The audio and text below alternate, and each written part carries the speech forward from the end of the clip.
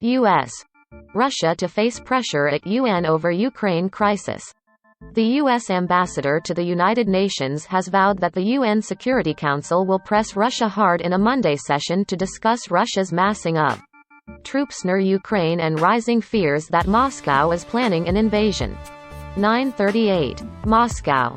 The U.S. ambassador to the United Nations vowed that the UN Security Council will press Russia hard in a Monday session to discuss Moscow's massing of troops near Ukraine and rising fears it is planning an invasion. Our voices are unified in calling for the Russians to explain themselves, Ambassador Linda Thomas-Greenfield said of the U.S. and the other council members on ABC's This Week program on Sunday. We're going into the room prepared to listen to them, but we're not going to be distracted by their propaganda. Russia's assembling of an estimated 100,000 troops near the border with Ukraine has brought increasingly strong warnings from the West that Moscow intends to invade. Russia in turn demands that NATO promise never to allow Ukraine to join the alliance, and to stop the deployment of NATO weapons near Russian borders and roll back its forces from Eastern Europe. The head of Russia's Security Council, Nikolai Patrushev, on Sunday rejected Western warnings about an invasion. At this time, they're saying that Russia threatens Ukraine. That's completely ridiculous, he was quoted as saying by state news agency TASS. We don't want war and we don't need it at all. The United States and European Union countries say a Russian invasion would trigger heavy sanctions. On Sunday, the chairman of the U.S. Senate's Foreign Relations Committee raised the prospect of imposing some punishments preemptively.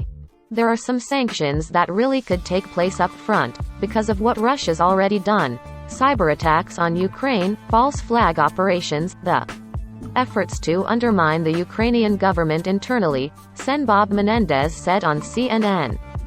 In the event of an invasion, Menendez said, Russia would face the mother of all sanctions, including actions against Russian banks that could severely undermine the Russian economy and increased lethal aid to Ukraine's military.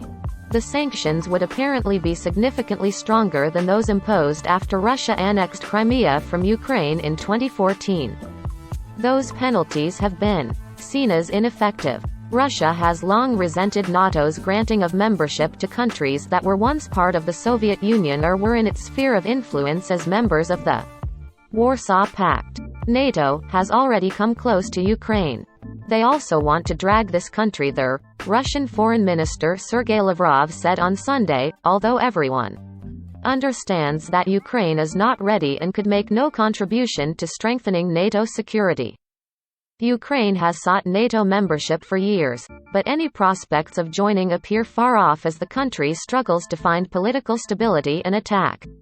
U.S. Senator Dick Durbin, a member of the Senate's Ukraine caucus, suggested that Ukraine's backing off its NATO aspirations could expedite a diplomatic solution to the current crisis. If Ukrainian President Volodymyr Zelensky decides that the future membership, if there's to be one in NATO for Ukraine, and the question of the Russian occupation of Ukraine are two things to put on the table, I think we may move toward a solution to this, Durbin said on NBC.